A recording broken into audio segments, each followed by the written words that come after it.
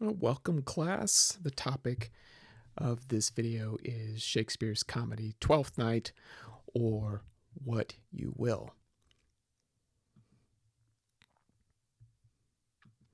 So Twelfth Night was not entered into the Stationer's Register until 1623, which means the folio was likely its first appearance in print.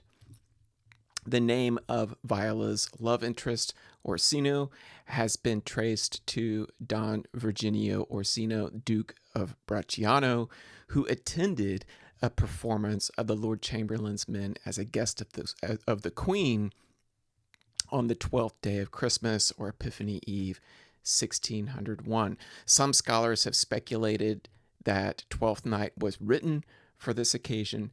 However, we have no written account of its performance until Twelfth Night of the following year, 1602. It is the last of Shakespeare's so-called festive comedies, which include A Midsummer Night's Dream, Much Ado About Nothing, and As You Like It. They have lots of music, lots of dance. This particular play begins and ends with music and song.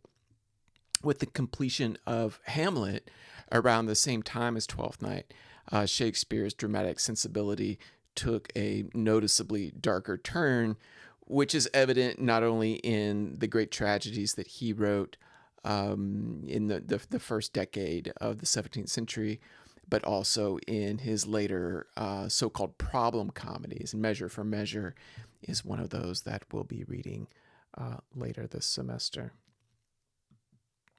So the title of the play refers to the last festival of the Christmas season, a festival commemorating the visit of the Magi to the Christ child in Bethlehem, or Epiphany.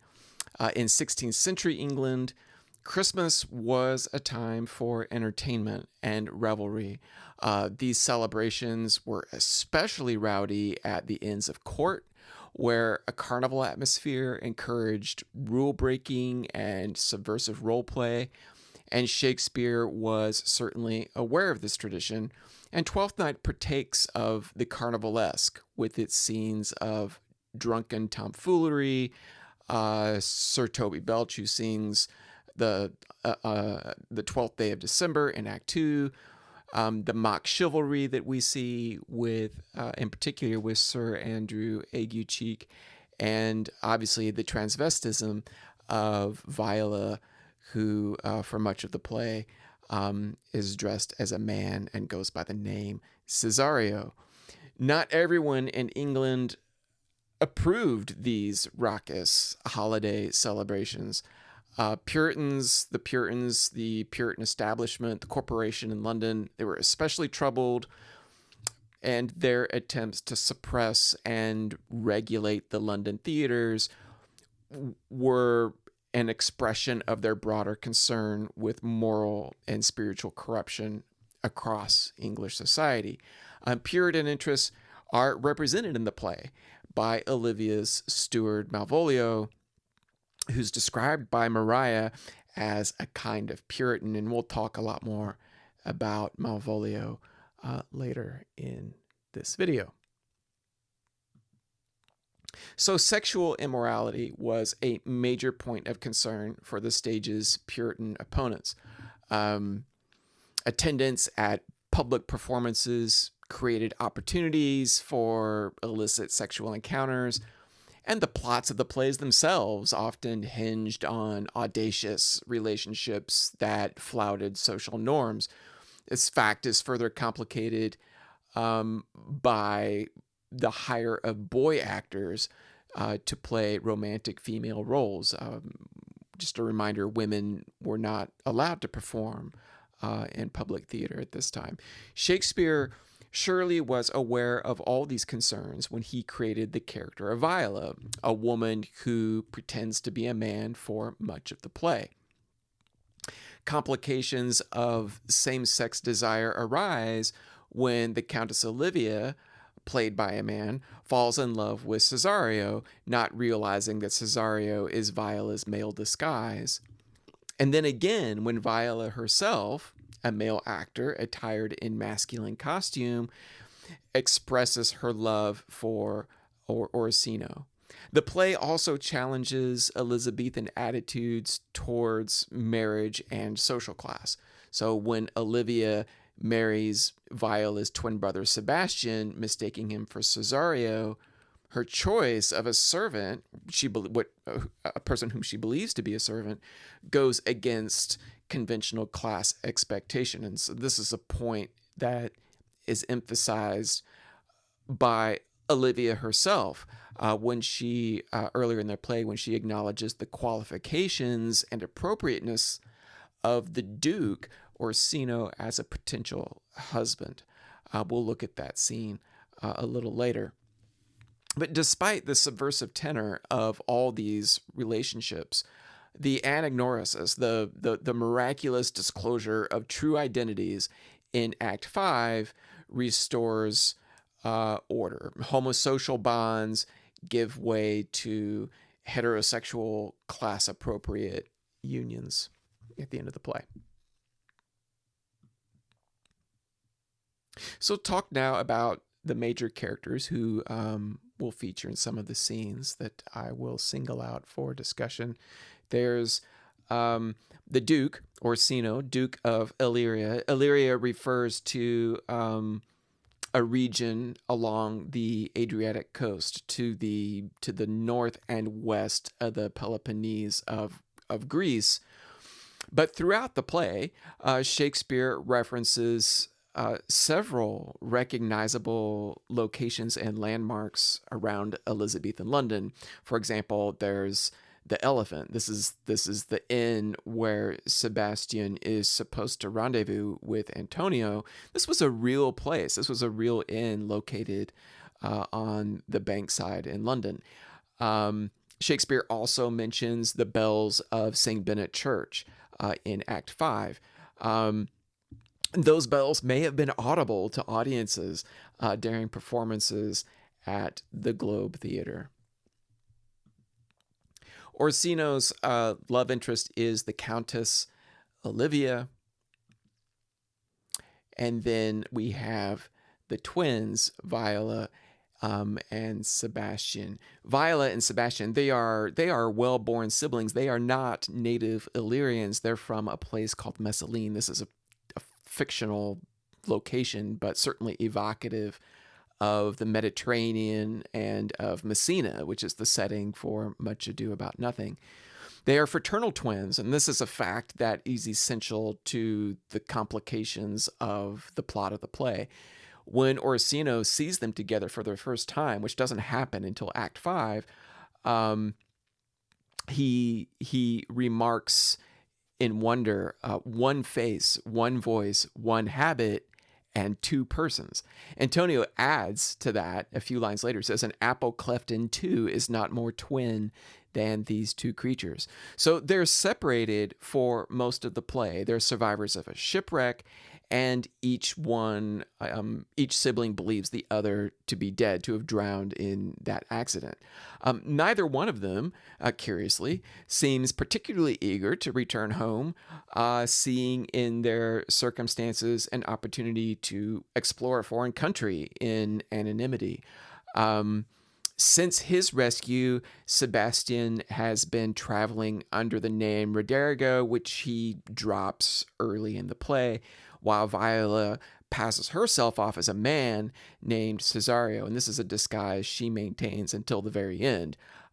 She actually, the speech prefixes in the play kind of obscure this, but she's not actually named in dialogue until the last couple hundred lines of the play. Eventually, after the denouement, Viola winds up marrying Orsino, and Sebastian winds up with Olivia. Then we have a whole cast of secondary characters. There's Sir Andrew Aguecheek. He's a buffoon rendition of a knight and courtier who's been selected by Sir Toby Belch as a suitable match for his niece Olivia, mainly because of his money. We're told, certainly not because of his gentility or grace. Um, we also have these other members of Olivia's household. There's her steward, Malvolio. We'll have much more to say about him later. And then her lady in waiting, Maria. There are two more characters I want to mention here. There's Festi. Festi is named only one time in the play. Otherwise, he's just identified as a clown. He's a fool, like Touchstone in As You Like It or the Jester in King Lear. Unlike any other character in Twelfth Night, he travels freely between the houses of Orsino and Olivia, telling Cesario at the beginning of Act 3 that foolery does walk about the orb like the sun. It shines everywhere. And because of their unique marginal status, and I'm talking about fools, as commoners who trip along at the heels of social elites, Shakespeare's fools represent a practical kind of wisdom, and they can see past the blind spots of their superiors. This wisdom manifests itself in exceptionally witty, often delightfully bawdy repartee. Festi refers to himself as a corrupter of words. And this is a skill. This demands mental as well as verbal skill, and Viola makes some eloquent and insightful remarks on this topic after her exchange with Festi in Act 3, Scene 1. You can look specifically at lines 43 through 61. One more character worth mentioning here, and that is Antonio, who is apparently a pirate, although he would prefer not to be called a pirate. His devotion to Sebastian is a point of interest in the play that we'll take a look at, we'll examine later. And that devotion, particularly to a modern reader, seems to go beyond mere friendship. So here is a scene from Twelfth Night. I'll let you, if you'd like, you could pause the video here. This is an engraving after a painting by a German painter who was working in England in the late 18th century named Johann Heinrich Raumberg. And you can take a moment and look at this, see if you can figure out the scene. And perhaps a more interesting question is it an accurate representation of that scene? So this is Act 3, Scene 4. And we'll identify some of their characters here. There's Olivia and her lady-in-waiting, Maria. And Malvolio, there on the right, showing off his cross-gartered yellow stockings. And then over on the left, behind the screen, we have Sir Toby and Fabian and Festi. And the monkey is not described in the play, but that's a great touch. Symbol of lust and mischief.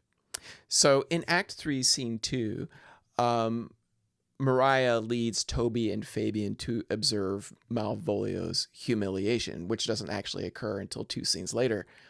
However, the stage directions for Scene 4 indicate that they do not arrive until after Olivia has already exited the stage. And neither scene, neither Scene 2 nor Scene 4 involves Festi. So that's an odd detail that Raumberg added here. So before getting into specific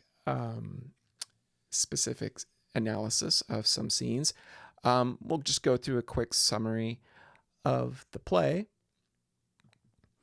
So Act 1 is 5 scenes. Orsino, the Duke of Illyria, is in love with the Countess Olivia, who refuses to accept suitors during a prolonged period of grieving over the death of her brother. This question of what's an appropriate length of time to grieve is something that interested Shakespeare during this period. It also comes up in Hamlet. who is angered that his mother has remarried so quickly after the death of his father. Meanwhile, Viola has survived a shipwreck off the coast of Illyria. She believes that her twin brother Sebastian was drowned in the accident. She disguises herself as a man, Cesario, and enters the service of Orsino, who promptly makes her his personal messenger to Olivia.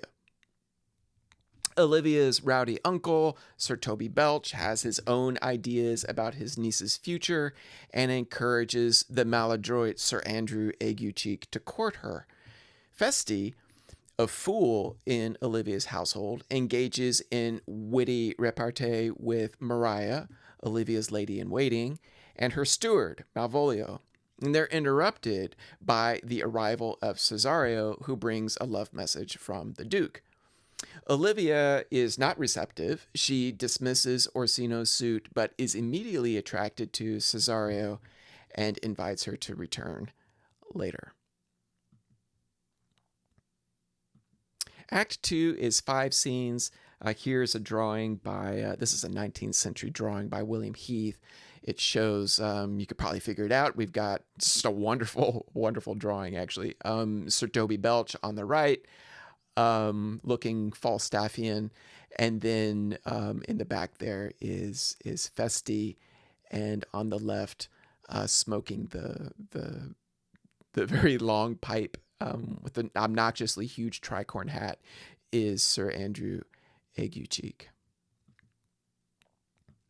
So, unbeknownst to Viola, her brother Sebastian did not perish in the shipwreck and has also landed in Illyria accompanied by the pirate Antonio.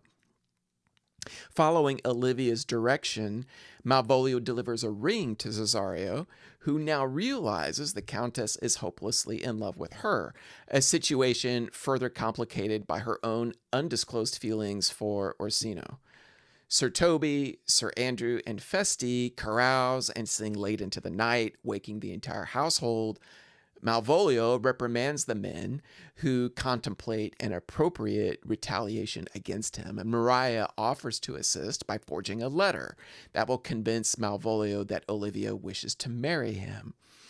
Back at Orsino's palace, Cesario and the Duke discuss the nature of love and relationships. Later, Sir Toby, Sir Andrew, and Fabian spy on Malvolio as he reads the false letter and fantasizes about his future as a count, as Olivia's husband.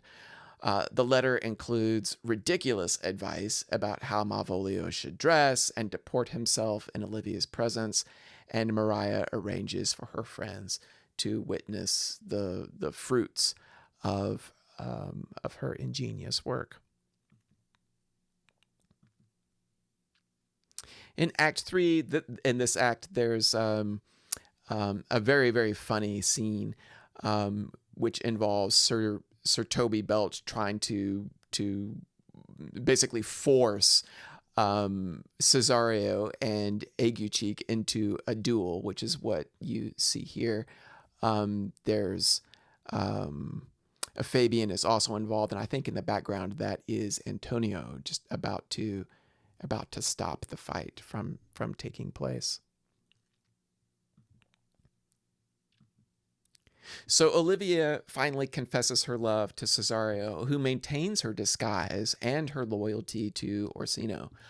We'll look at that scene a little later. Remarking the tendency of Olivia's affections, Sir Andrew decides that it's pointless to pursue her, but Sir Toby convinces him that to win his niece's favor, he must challenge Cesario to a duel. Meanwhile, Antonio accompanies Sebastian into the city, but wishes to remain inconspicuous due to previous raids he has conducted on Orsino's fleet. He offers to secure their lodgings at that inn called the Elephant, while Sebastian goes sightseeing. And before they separate, this is an important detail, he gives Sebastian money. He says, here, go buy yourself something nice. Back at Olivia's house, Sir Toby and Fabian amuse themselves watching Malvolio humiliate himself in front of Olivia, who is perplexed by his bizarre dress and behavior. Remember, he's a Puritan, and now he's wearing cross-gartered yellow stockings. Sir Andrew shares his letter challenging Cesario to a duel. Realizing his incompetence, Sir Toby decides to just forget the letter and to orchestrate the encounter himself, hopeful that he can expose Cesario as a coward and tarnish his reputation in front of Olivia. As Sir Andrew and Cesario reluctantly draw against each other, Antonio suddenly appears and intervenes. He's mistaken Cesario for her twin brother Sebastian, and this draws the attention of Orsino's men, who recognize Antonio as an enemy and arrest him. When Cesario cannot produce the money Antonio had earlier given to Sebastian, Antonio rages against her betrayal. Cesario is confused by the accusation, doesn't understand why Antonio is expecting her to have his money, but definitely gets the feeling that maybe Sebastian's not dead, that maybe he is still alive.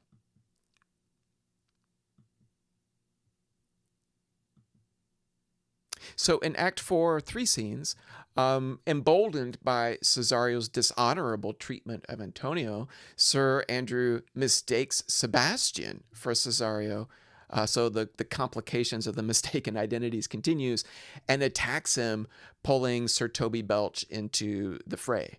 Olivia breaks up the fight and apologizes effusively to Sebastian, who, like Viola in the previous scene, is totally puzzled by all this, but excited by Olivia's warm reception. A beautiful countess, suddenly being quite familiar and warm to him. Meanwhile, Malvolio has been restrained and locked away. Sir Toby and Maria recruit Feste to disguise himself as a clergyman, Sir Topaz, which is probably an allusion to Chaucer's, the character Sir Topaz in Chaucer's Canterbury Tales. They get him to perform a mock exorcism on Malvolio. Now realizing he has been cruelly pranked, Malvolio asks for Feste's aid in communicating his circumstances to Olivia.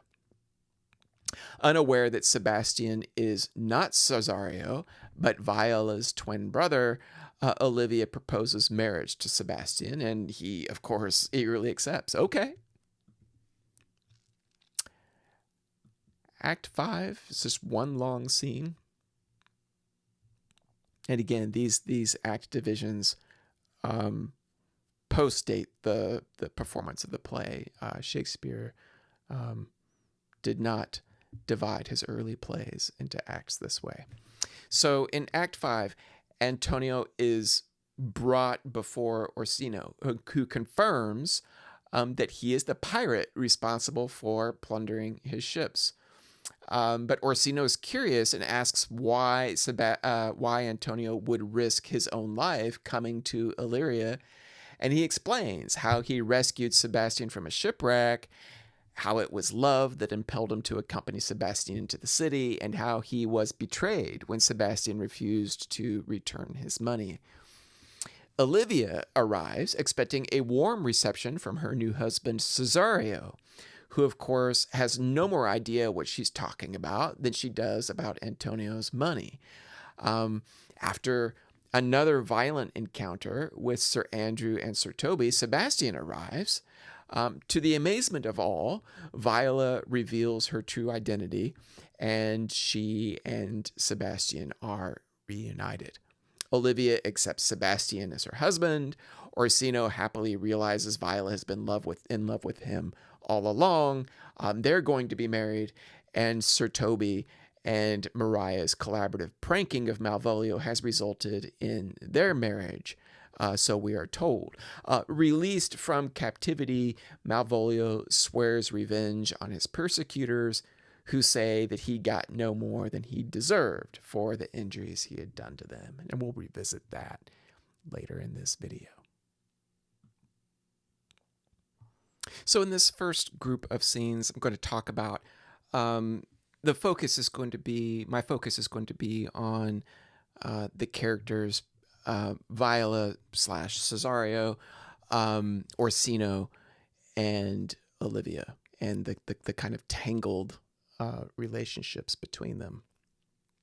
So I'm going to start with a couple of scenes. Act 1, Scene 4, lines 10 through 41, and Act 2, Scene 4, a couple of different passages, lines 13 to 39, and lines 76 to 118. And all these passages deal with Viola's slash Cesario's feelings for the Duke, for Orsino. In the first of these, in Act 1, Scene 4, in this scene, Orsino coaches Cesario on how best to woo Olivia. At the very end of this scene, Viola reveals her love for Orsino. She says, "Whoever I woo, myself would be his wife." There's also some absolutely delightful irony in the scene as Orsino remarks on Cesario's feminine attractiveness. This irony becomes even more pronounced in Act 2, Scene 4, when Orsino recognizes that Cesario is in love. He just doesn't realize that Cesario is in love with him. There's a really poignant melancholy when Viola confirms Orsino's remark about women's beauty being wasted by love's obstruction and delay, as no doubt she sees herself wasting away, pining away in her secret love for Orsino. Orsino says, "Women are as roses, whose fair flower, being once displayed, doth fall that very hour." And Viola responds to that, "And so they are. Alas, that they are so, to die even when they to perfection grow." And this short, very melancholy exchange is followed by Feste's really lugubrious song, come away, death, and in sad cypress let me be laid. Fly away, breath, I am slain by a fair, cruel maid." So the next scene, Act 1, Scene 5, lines 203 to 93, and then also Act 3, Scene 1, lines 97 to 155. These two scenes focus on Olivia, who falls in love with Cesario. In the first one, Act 1, Scene 5, Cesario again is Orsino's love ambassador, but the more she says in this scene on Orsino's behalf, the more attracted to her Olivia becomes. It's also significant here that Olivia acknowledges Orsino's appropriateness as a husband, even though she does not love him. She says, "I suppose him virtuous, know him noble, of great estate, of fresh and stainless youth. In voice is well divulged, free, learned, and valiant, and in dimension and the shape of nature a gracious person. But yet I cannot love him." This summary of Orsino's social qualifications throws into relief her love for his servant, Cesario, to which she confesses in the first scene of Act 3 and acknowledges the shame that it brings upon her, which is compounded by Cesario's rejection. Olivia says, "I did send a ring in chase of you, so did I abuse myself, my servant, and I fear me you. Under your hard construction must I sit, to force that on you in a shameful cunning which you knew none of yours. What might you think? Had you not set mine honor at the stake, and baited it with all th' unmuzzled thoughts that tyrannous heart can think? O world, how apt the poor are to be proud! If one should be a prey, how much the better to fall before the lion than the wolf." The lion referring here to Orsino, who's royalty, and the wolf representing Cesario, the commoner.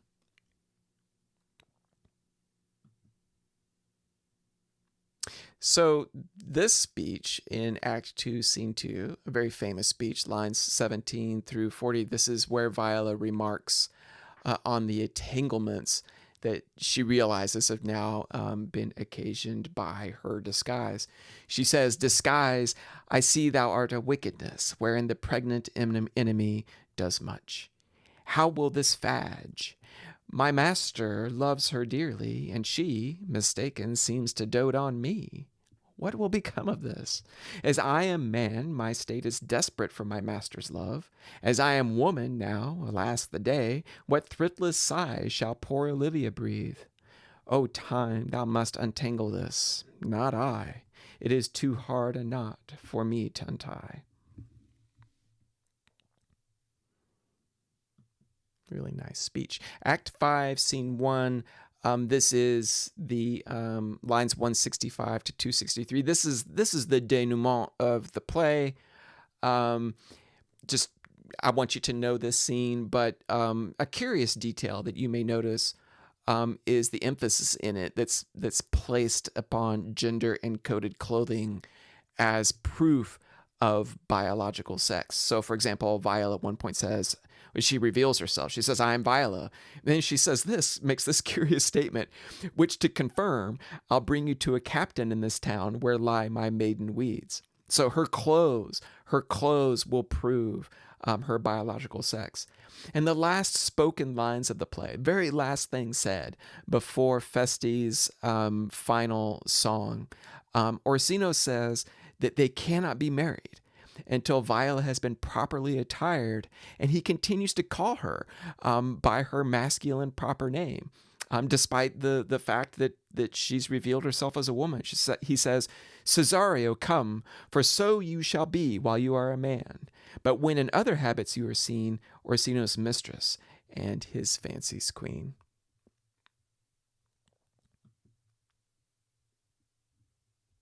So this is a detail from Romberg's painting of Act 3, Scene 4.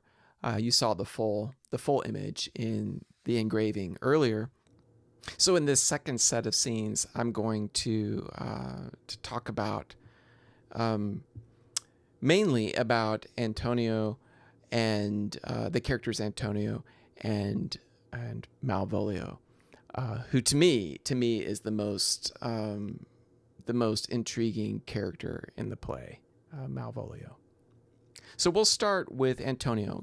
I have 3 scenes here: Act 3, Scene 3, lines 1 through 13, just a very short passage, and then longer scenes: Act 3, Scene 4, lines 280 to 351, and Act 5, Scene 1, lines 44 to 90. And those 2 scenes, Act 3, Scene 4, and Act 5, Scene 1, are sort of connected.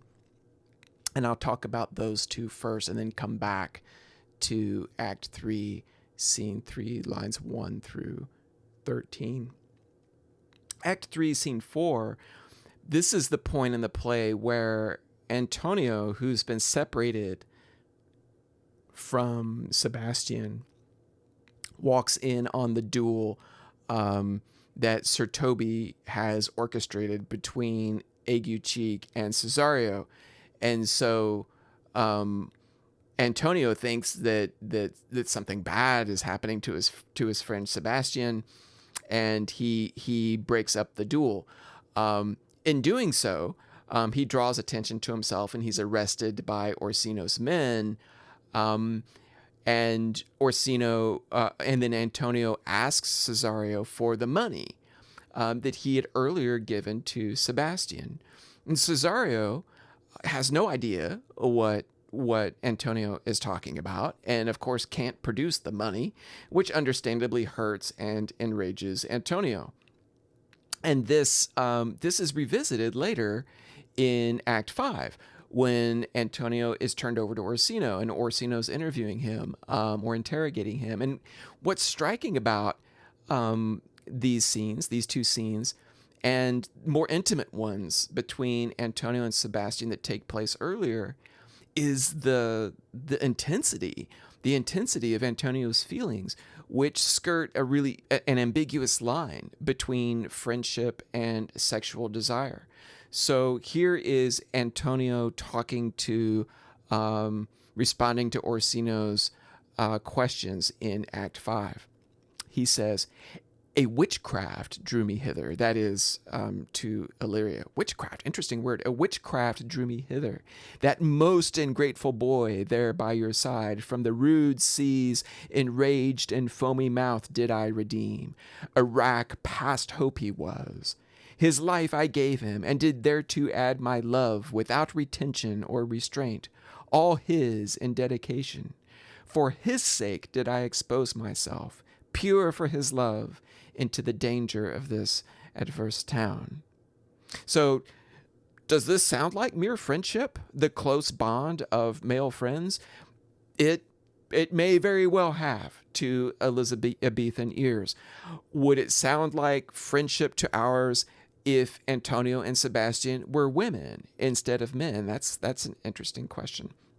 Or how about these lines? And these lines are from earlier in Act 3, Scene 3. Antonio has followed Sebastian into the city where he has now put himself at risk. And he tells Sebastian, "I could not stay behind you. My desire, more sharp than filed steel, did spur me forth. And not all love to see you, though so much as might have drawn one to a longer voyage, but jealousy what might befall your travel, being skilless in these parts, which to a stranger, unguided and unfriended, often prove rough and unhospitable. My willing love, the rather by these arguments of fear, set forth in your pursuit." So very intriguing relationship between Antonio and Sebastian. So I'm going to shift now to Malvolio for several scenes. I'm going to start here with a couple of quick passages. Act 2, Scene 3, lines 106 to 130, and Act 2, Scene 5, 2 scenes later, lines 1 through 10. And both of these scenes illustrate Malvolio's Puritan attitudes. So on the one hand, Malvolio seems to embody Puritan attitudes towards revelry and the theater, and this would seem to make him the natural-born enemy of Shakespeare and London playgoers. Maria even calls him at one point in Scene 3 a kind of Puritan. I find this like a really carefully phrased insult, as if Shakespeare pulled his punch just a little bit here. A kind of Puritan. Malvolio ridicules Sir Andrew and Sir Toby for their drunkenness. He scorns Feste, and he shames Fabian for attending a bear baiting. This is a popular spectacle of animal cruelty at the time. All of this is presented by Sir Toby and Fabian as justification for the deception and terror that is inflicted on Malvolio later.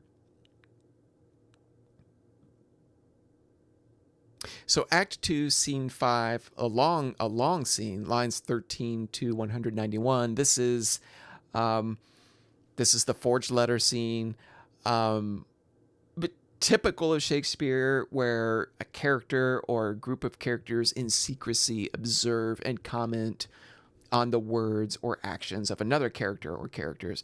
This example is orchestrated by Olivia's lady-in-waiting, Maria, who announces Malvolio's entrance using one of Shakespeare's favorite metaphors in scenes like this. Here comes the trout that must be caught with tickling, a fishing metaphor. It's a wonderfully funny scene. Malvolio finds the letter. He reads it and responds to it, and Sir Toby and the others are remarking on it off to the side. But it ultimately leads to a great deal of torment for Malvolio, which generates ambivalent responses from modern audiences. And this really comes to a head in Act 5, lines 274 to 302, and lines 316 to 366, when Malvolio is released from captivity and he discovers, the deceit that's been perpetrated against him and swears revenge. He says, I've been madly used, the madly used Malvolio. So he's written a letter blaming Olivia for his earlier bizarre behavior. And Feste, he reads it aloud mockingly, but he gets no further than the address, by the Lord, madam, before Olivia interrupts him. And she objects to the tone of his reading. I'm not an actor, so I'm not going to imitate it, but he must be reading this in some exaggerated fashion that Olivia finds objectionable. He explains, he defends his reading. He says, I do but read madness, and your ladyship will have it as it ought to be. You must allow vox, or that is an appropriate voice. So, in other words, Feste's acting. He's playing the mad Malvolio, just as earlier he had played the part of the curate, Sir Topaz. Before he can resume reading the letter in this tone, Olivia, who is genuinely worried about her steward, she takes the letter and she passes it to Fabian and solicits a more honest reading, which he does. But what's really interesting to me about this is that Shakespeare's presenting another species of metatheater. He shows that text can be shaped and manipulated through performance. And actually, there have been several variations on this theme throughout the play.